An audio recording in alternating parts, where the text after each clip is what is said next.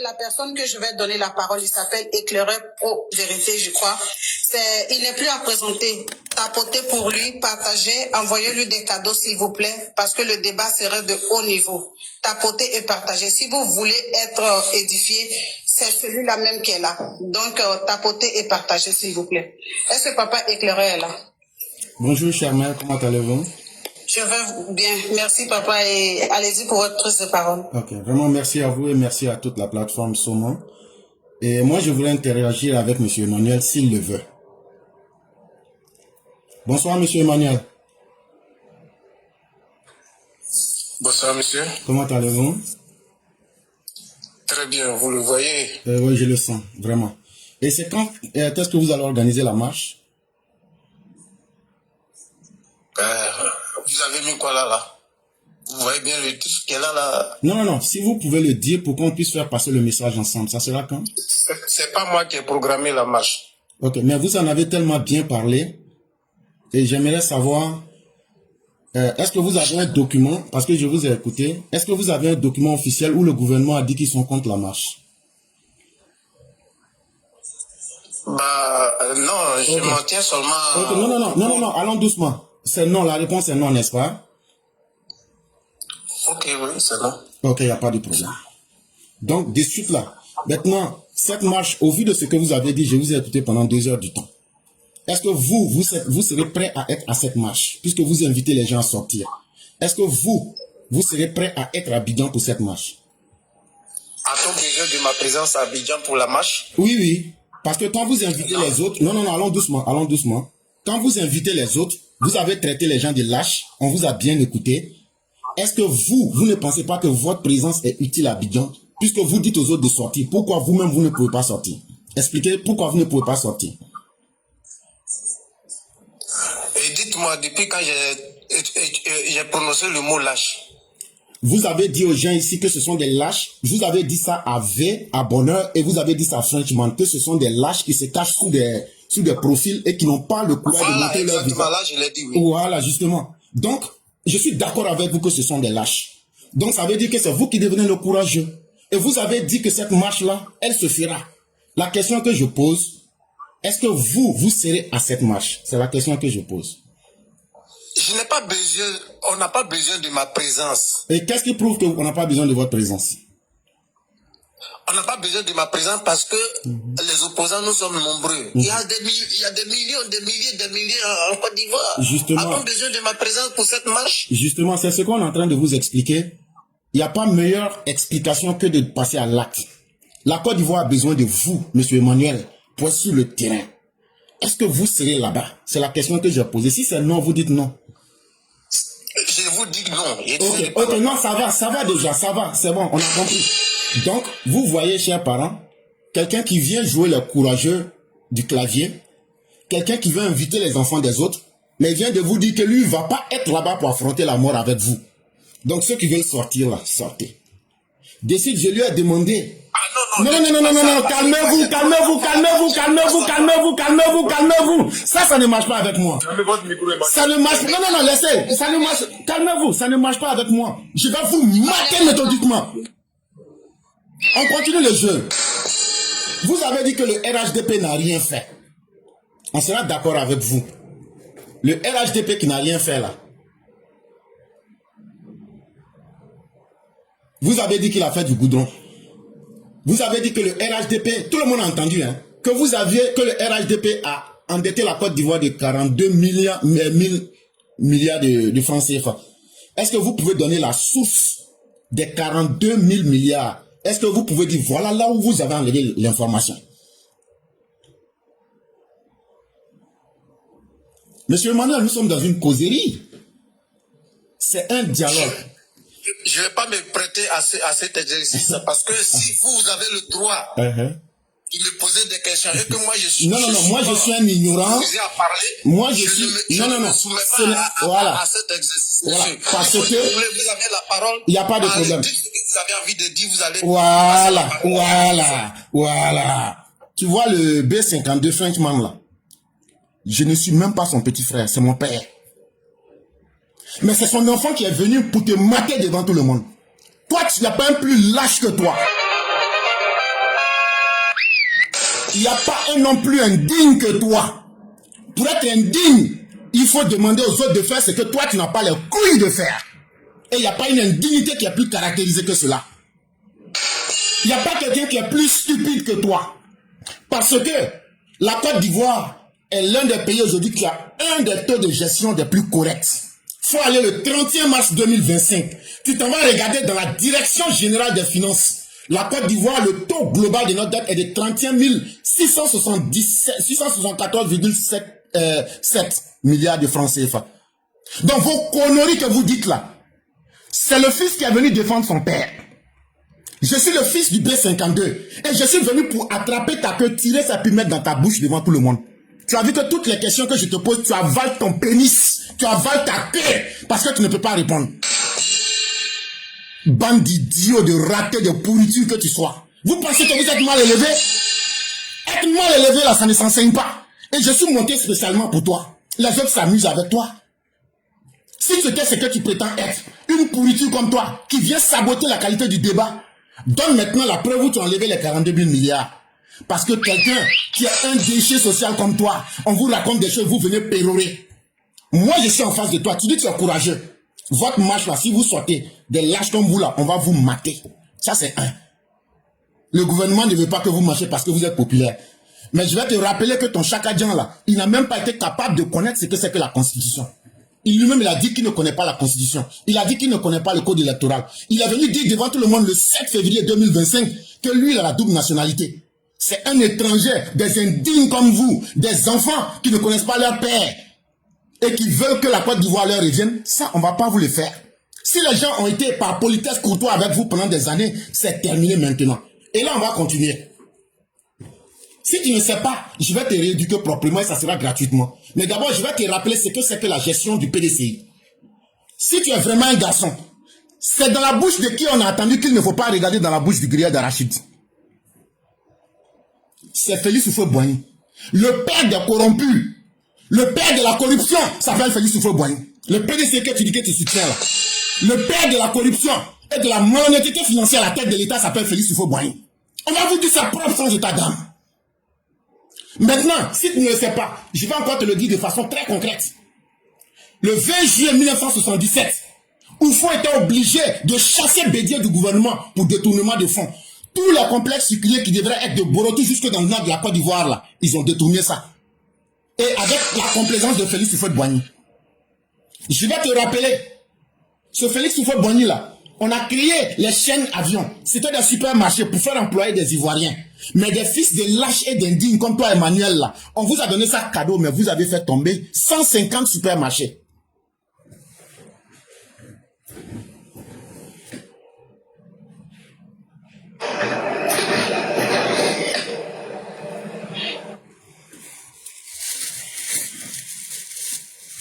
Il est tombé, ils l'ont signalé. Dites-lui de faire sa demande, ils l'ont signalé. Il attend. Il a été signalé. Il est là, voilà, il est là. Ok. Emmanuel, si tu étais un vrai garçon là, quand il vient là, il dit, je suis venu pour quelqu'un. J'ai dit, je suis monté pour toi. Maintenant que je suis venu pour toi là, tout le monde a vu. Quand je t'ai pris là, tu n'as même pas pu répondre à 3 de mes questions. Tu as fui le débat parce que tu as trouvé un vrai garçon en face de toi. Parce que moi là, je ne proclame pas que je sois un garçon. Cher mère, calmez-vous. Je ne proclame pas que je suis un garçon. Je te fais vivre ça en direct. Et c'est ce que je suis en train de te faire. Et on va vous rappeler ce que vous êtes. Vous êtes le symbole de la gabégie, de la concussion, des détournements de fonds et du désordre social. Le PDCI, c'est vous les initiateurs du désordre social dans lequel nous vivons aujourd'hui. C'est vous les initiateurs de la crise, la longue crise injuste que la Côte d'Ivoire a vécue. Est-ce que vous êtes prêts à assumer votre bilan? Un parti qui est rempli d'hommes indignes et de personnes sans projet de société. Vous n'avez pas le droit de citer lorsque des gens intelligents viennent parler. On continue avec le bilan du PDCI. En 1995, où Bédier a-t-il financé sa campagne? Viens nous dire cela. Où Bédier a financé sa campagne de 1995? C'est à travers les détournements. Il a détourné des millions, voire des milliards, à travers ce qu'on appelait servir. Vous pensez qu'on a oublié ça? C'est ce qu'on appelle la mauvaise gestion. Celui qui prend l'argent du gouvernement pour faire un goudron, c'est ça qu'on appelle la bonne gestion. Bande d'indignes que vous êtes. Bande de mécréants et d'impies, de philistins et de pharisiens que vous êtes. Nous sommes prêts pour vous. Et on est prêts pour vous dans tous les sens. Vous sortez la prochaine fois, on coupe vos cons, on met ça dans vos bœufs. C'est ce qu'on est en train de vous dire. Est-ce qu'on a caché ça à quelqu'un? Vous venez intellectuellement, on va vous montrer vos limites devant tout le monde. Et c'est pourquoi j'ai voulu te faire de la maïeutique, c'est-à-dire te faire accoucher ton esprit pour te montrer toute ta stupidité. Et quand tu as vu qu'il y a un garçon en face, tes carabistouilles, tu ne vas pas les raconter. C'est de cela aussi qu'il est question. On continue avec la gestion du PDCI. Lorsque nous sommes en 97, l'audit que le 2AC est venu réaliser, associé audit et conseil, on a trouvé qu'entre 1995 et 1997, le régime de Bédier a détourné plus de 30 milliards de francs CFA. À travers les programmes indicatifs nationaux qu'on appelait les PIN. Ça là, ça s'appelle la mauvaise gestion. Après cela, on va plus loin. On a découvert encore vers la fin de leur régime, ils ont détourné encore 18 milliards qui devraient servir à construire des hôpitaux, à construire des routes. Voilà ce qu'on appelle la mauvaise gestion, cher Emmanuel. Maintenant, je vais vous montrer ce que c'est que la bonne gestion. La bonne gestion, c'est être capable de maîtriser sa dette.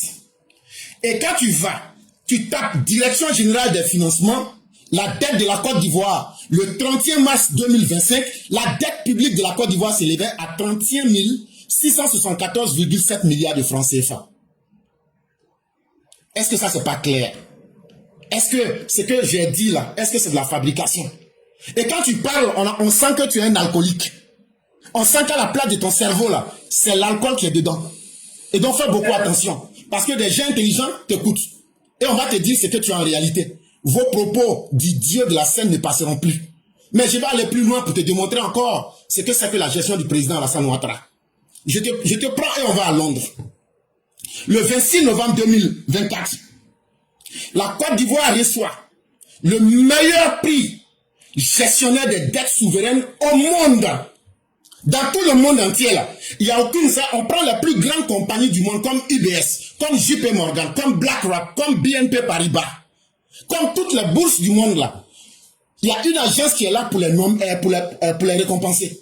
Cette agence-là s'appelle le magazine financier International Risk. On évalue les capacités de risque. En 2024, dans tout le monde entier, là, la Côte d'Ivoire a reçu le prix. C'est-à-dire que ce soit les compagnies les plus grosses du monde. En termes de gestion, là, la Côte d'Ivoire a été gérée comme une entreprise. Et si on considère la Côte d'Ivoire comme une entreprise, on a été la première entreprise qui a été la mieux gérée dans sa dette souveraine dans le monde entier en 2024. Comment toi, un idiot, une racaille, peut venir s'arrêter là pour raconter n'importe quoi. Les gens t'ont suffisamment permis de parler, mais quand on parle là, à ton âge, tu dois savoir que la parole est sacrée. Et quand on parle là, la parole doit avoir de l'utilité. Mais quand tu parles pour ne rien dire, tu deviens comme une bête de foire. Et ça ne marche pas. Parce qu'ici là, nous voulons faire la qualité et non la quantité. Et donc des ignorants, vous avez tout à apprendre avec nous gratuitement. Et on peut aller encore plus loin. J'aurais pu vous donner encore plus. C'est sur ça qu'on vous attend. Et donc, moi, je vais m'arrêter là. Je vais descendre. Mais j'étais monté pour cet individu-là. J'ai fini de dire ce que j'ai à dire. Vous avez tous vu que c'est un lâche. Il n'a pas été capable de nous dire ce qu'il veut faire.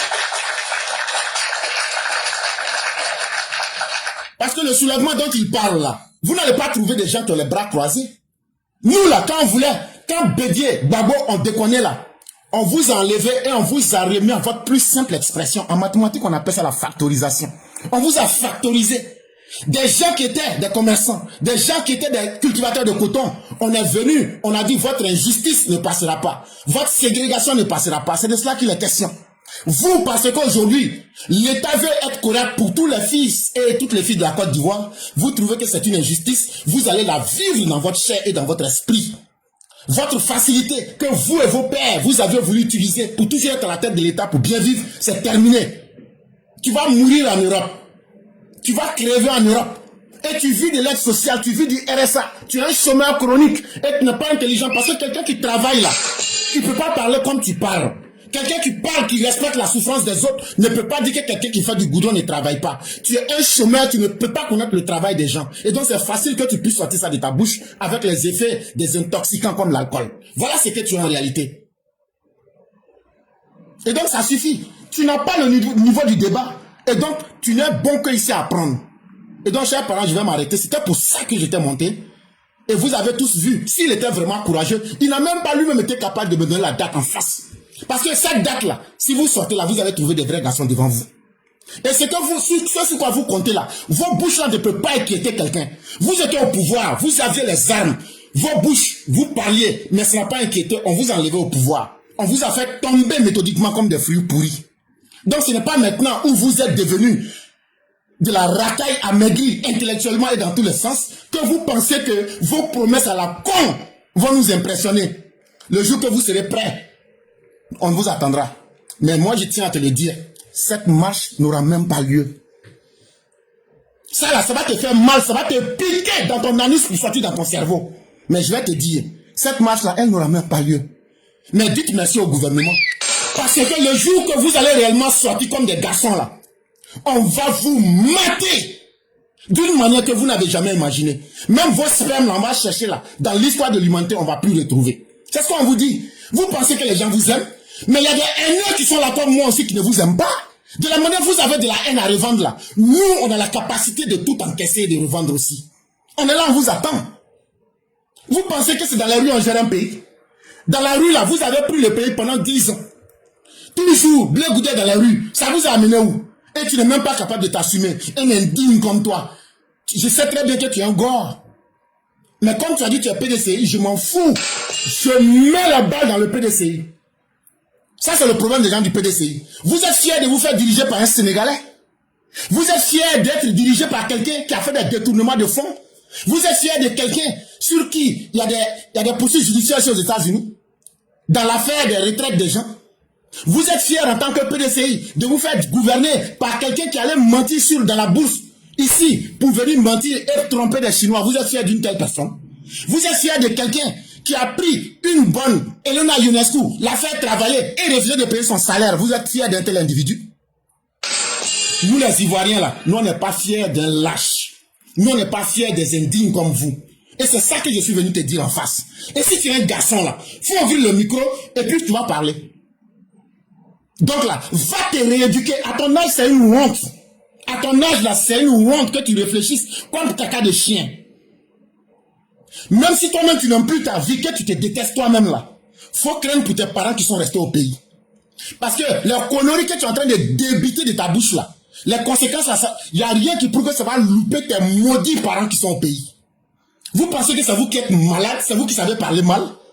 Tu parles mal à quelqu'un encore ici là, j'enlève ton pénis, je te mets ça dans tes narines. C'est ce que moi je suis. On peut être des enfants de cœur, mais on peut aussi tomber plus bas dans la poubelle, puis manger ce qu'il y a dans la poubelle là pour vous remettre ça. Donc là, vous ne pouvez pas être ceux qui ont détruit ce pays, et en même temps, parce que vous n'êtes pas content, le pays ne doit pas être à l'aise, mais le pays est à l'aise, ça fait 15 ans. Vous faites vos promesses. C'est vous qui nous aviez dit ici, si Gbagbo n'est pas sur la liste, vous allez gâter le pays. Si le nom de Gbagbo n'est pas sur la liste électorale, vous allez gâter le pays. Si Madame Namaba dit que Gbagbo n'est pas sur la liste, vous allez brûler le pays. Ou mais Chakadjan. Mais le pays là, vous allez brûler ça quand? C'est parce qu'il y a un garçon en face que vous ne pouvez pas brûler. Et vous-même là, si vous continuez, on va vous brûler avec le pays. Et là, je m'arrête.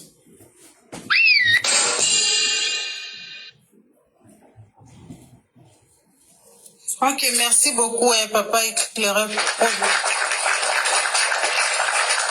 Merci beaucoup. Waouh.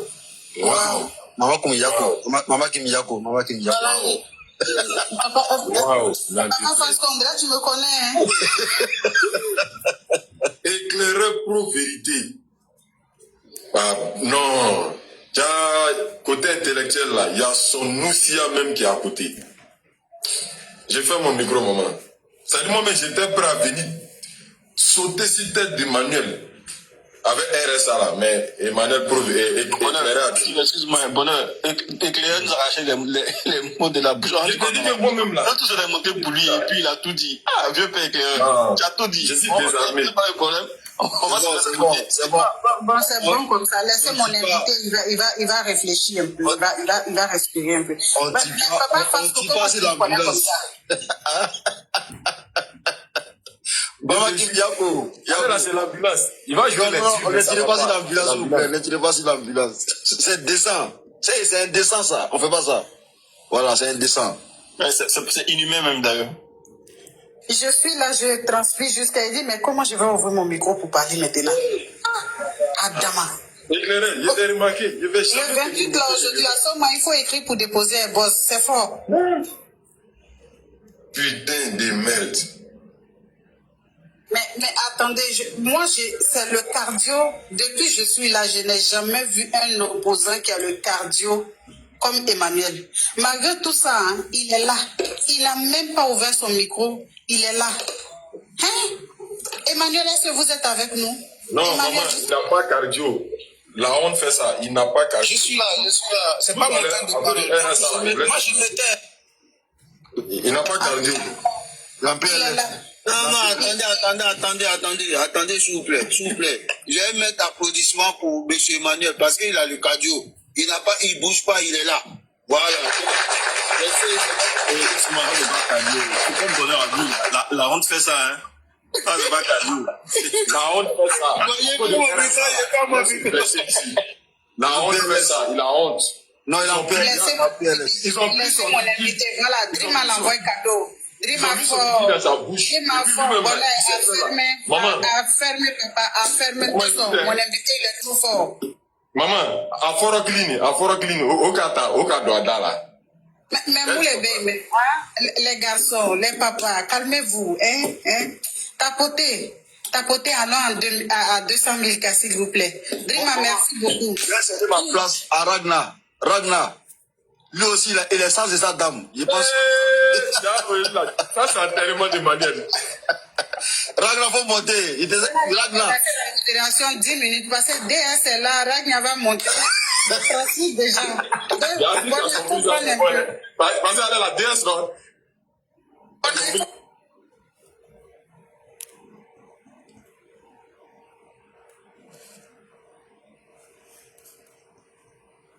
Ramener, c'est d'où vient tout cet argent, et je pense que dans une précédente interview, on en a parlé.